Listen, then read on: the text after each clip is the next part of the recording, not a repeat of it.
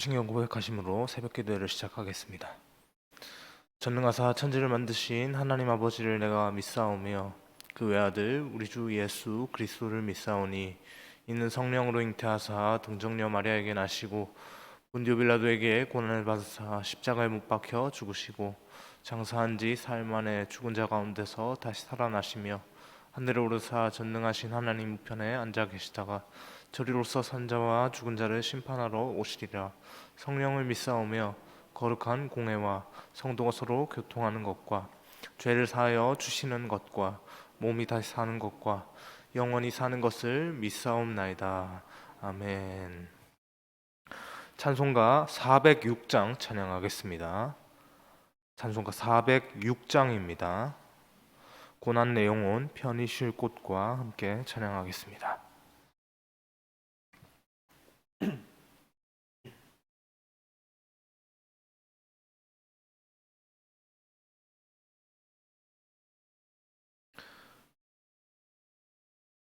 고난 내 영혼 편히 쉴 곳과 풍랑 일어도 안전한 포구 폭풍까지도 다스리시는 주의 영원한 팔 의지에 주의 영원하신 팔 함께하사 항상 나를 붙드시니 어느 곳에 가든지 요동하지 않음은 주의 팔을 의지함이라.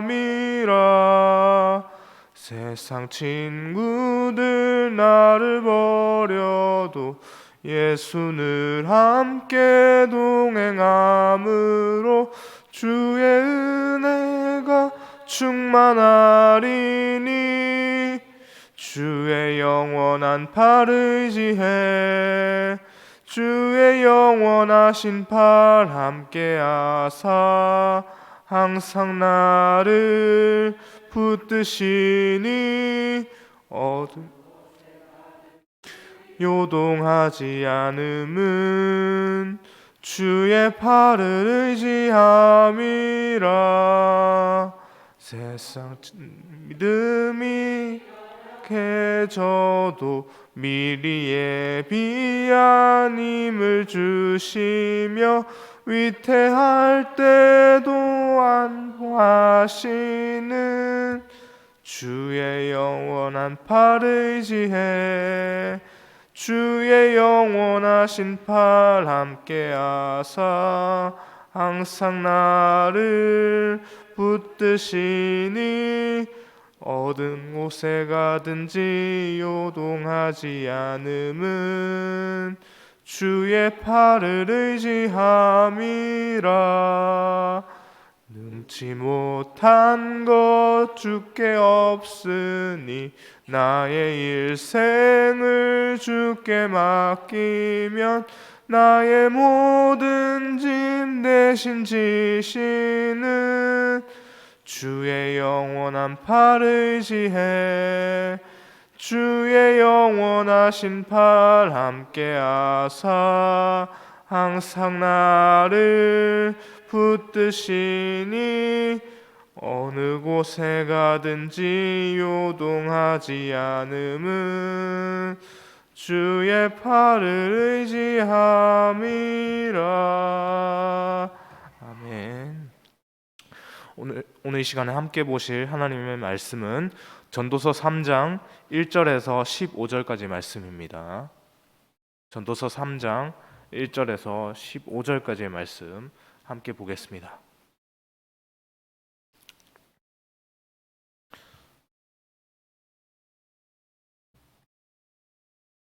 구약성경 950페이지에 있습니다. 전도서 3장 1절에서 15절까지의 말씀 함께 교독하겠습니다.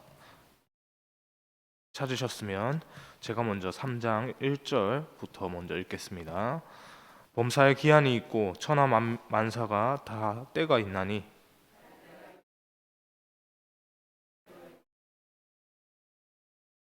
죽일 때가 있고 치료할 때가 있으며 헐 때가 있고 세울 때가 있으며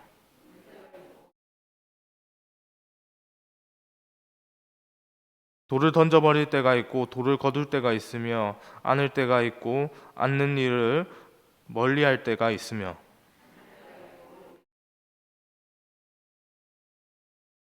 찢을 때가 있고 꿰맬 때가 있으며 잠잠할 때가 있고 말할 때가 있으며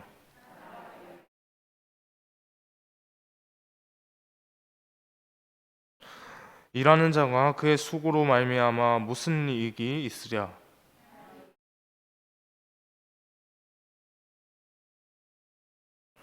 하나님이 모든 것을 지으시되 때를 따라 아름답게 하셨고 또 사람들에게는 영원을 사모하는 마음을 주셨느니라. 그러나 하나님이 하시는 일의 시종을 사람으로부터 측량할 수 없게 하셨도다.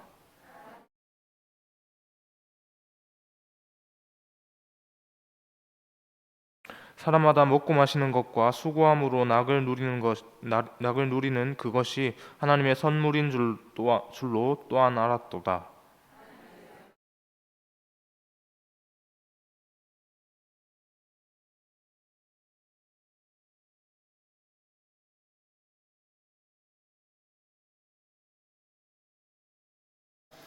함께 보겠습니다. 이제 있는 것이 옛적에 있었고 장래에 있을 것도 옛적에 있었나니 하나님은 이미 지난 것을 다시 찾으시니라. 아멘.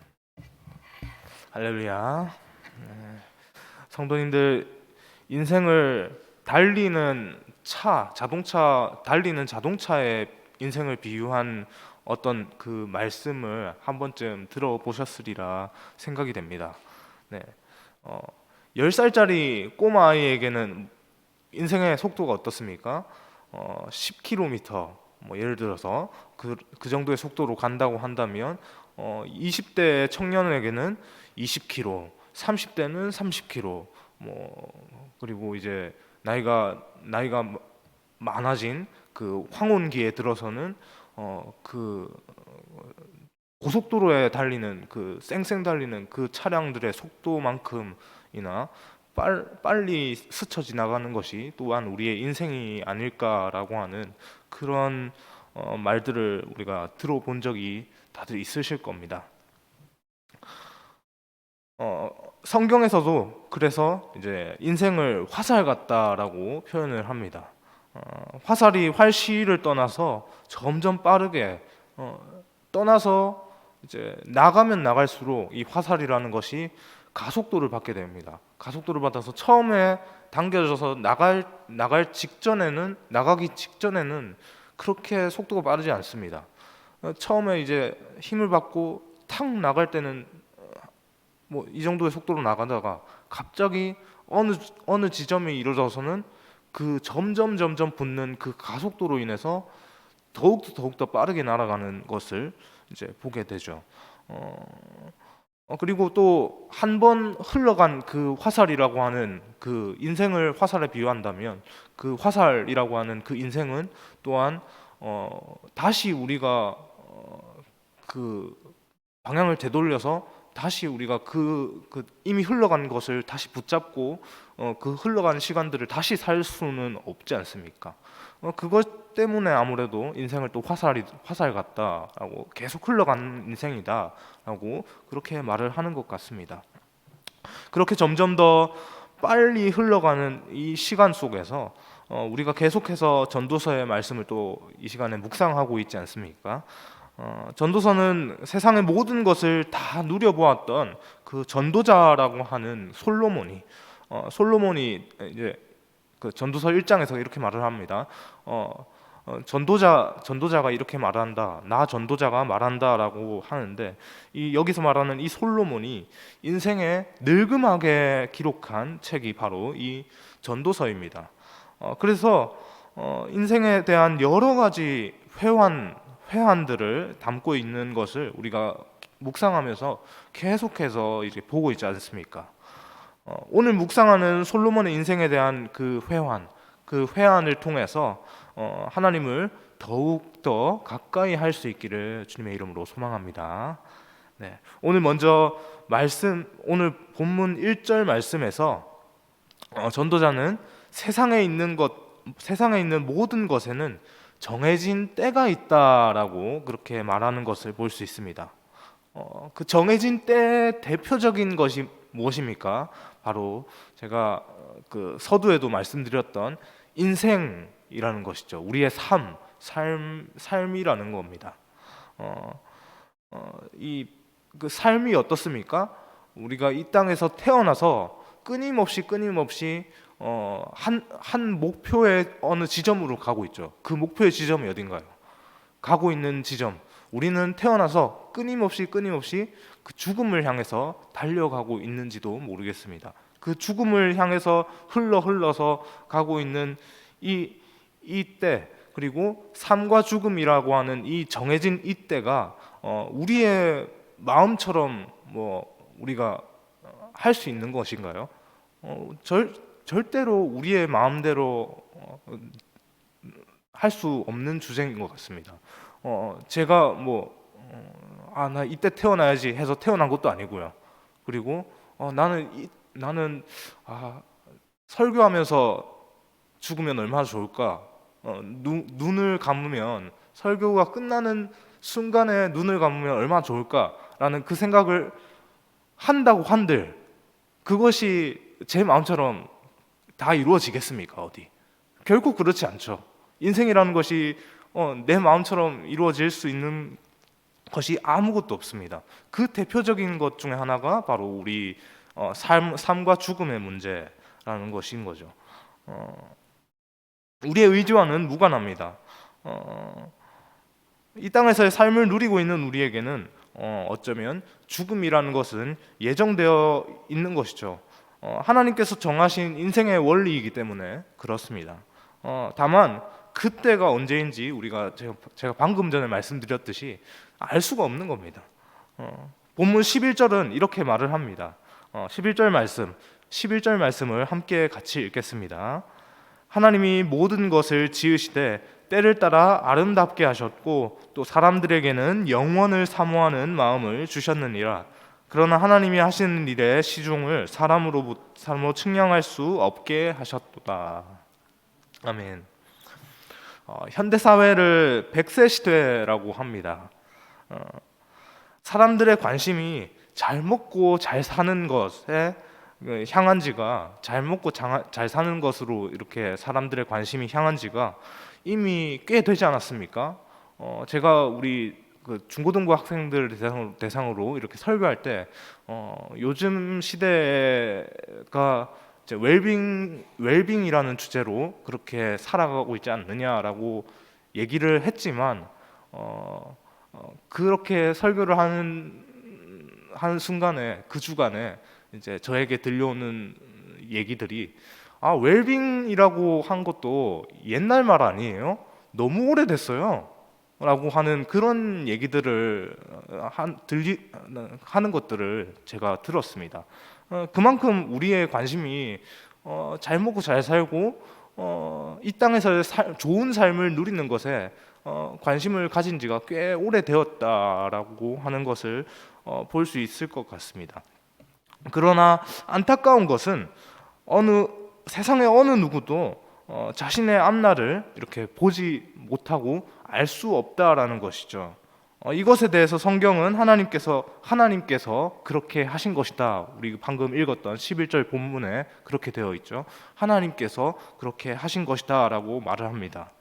왜 하나님께서 인생의 앞길을 하나님께서 그렇게 하시는 일의 영역에 하나님께서 하시는 일이니까 너희는 그 일들을 너희의 육안으로 너희의 것으로 알 수 없다라고 그렇게 하시는 걸까요? 사람이 측량할 수 없도록 그렇게 하신 걸까요? 그것으로 우리가 교만할 수 있기 때문이겠죠. 우리가 누구입니까? 하나님께 지음받은 존재 아닙니까? 하나님께서 특별히 우리를 사랑하셔서 당신의 형상으로 지음을 받는 그러한 복을 우리로 하여금 누리게 하셨습니다. 그렇다고 할지라도 그런 다른 피조물과는 비교할 수 없는 그런 복을 누렸다라고 할지라도 우리의 출신 성분은 어디까지나 하나님께 지음받은 존재, 그 이상도 그 이하도 아닙니다. 하나님께 지음받은 존재로서 우리는 그저 우리에게 주어진 시간을 그 시간 안에서 우리에게 주어진 그 시간 안에서 살아갈 뿐입니다. 그런 우리에게, 그 시간 속에 있는 우리에게 우리 인생이라는 것은 또 어떤 교훈을 주고 있습니까? 프랑스의 사르트르라고 하는 철학자가 있는데요. 그 철학자가 인생에 대해서 이런 말을 했다고 합니다. 인생은 B와 D 사이에 있는 C다. 갑자기 알파벳이 등장해서 이게 무슨 말인가 싶기도 하실 텐데요. 해석하면 이렇습니다. 탄생을 뜻하는 벌스라고 하는 단어와 그리고 죽음을 뜻하는 데스라는 단어를 생각해 보시면서 그렇게 생각을 할 때 앞글자만 따서요.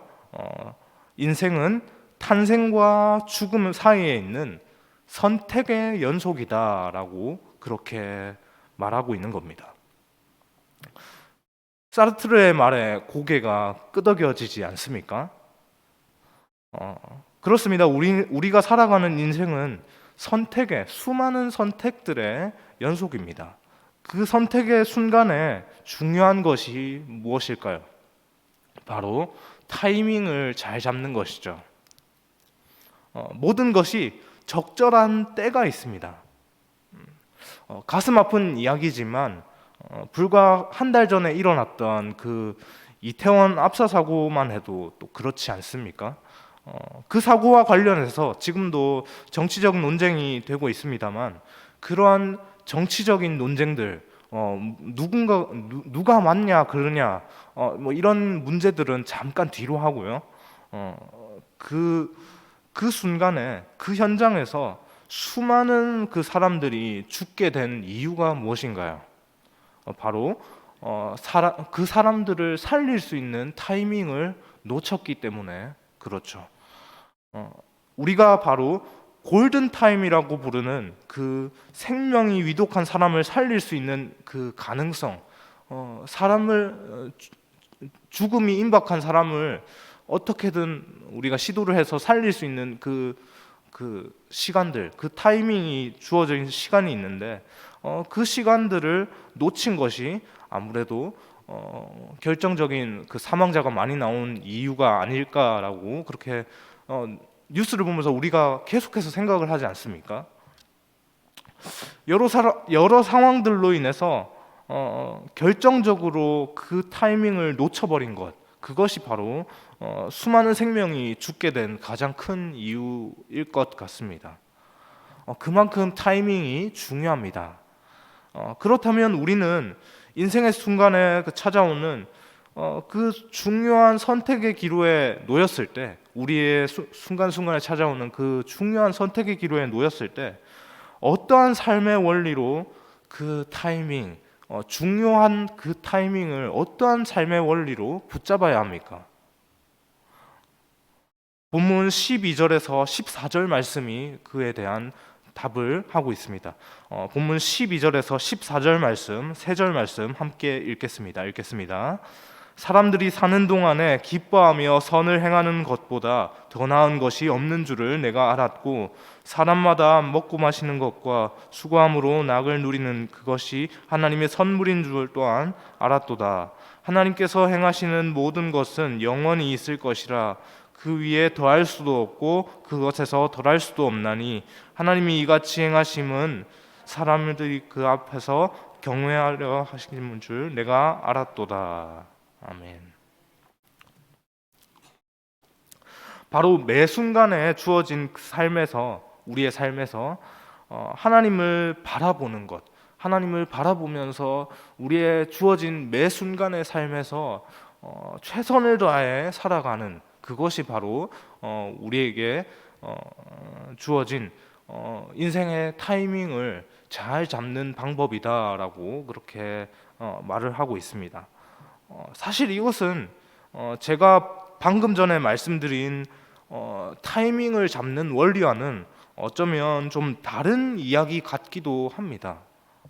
매 순간 우리의 삶에서, 우리 각자의 삶에서 최선을 다한다고 해서요, 우리 삶에서 만나게 되는 그 수많은 그 선택의 기로 중에서, 선택의 순간 중에서 최적의 타이밍에 적절한 선택을 할 수 있는 그러한 일을 우리가 경험할 수 있겠습니까?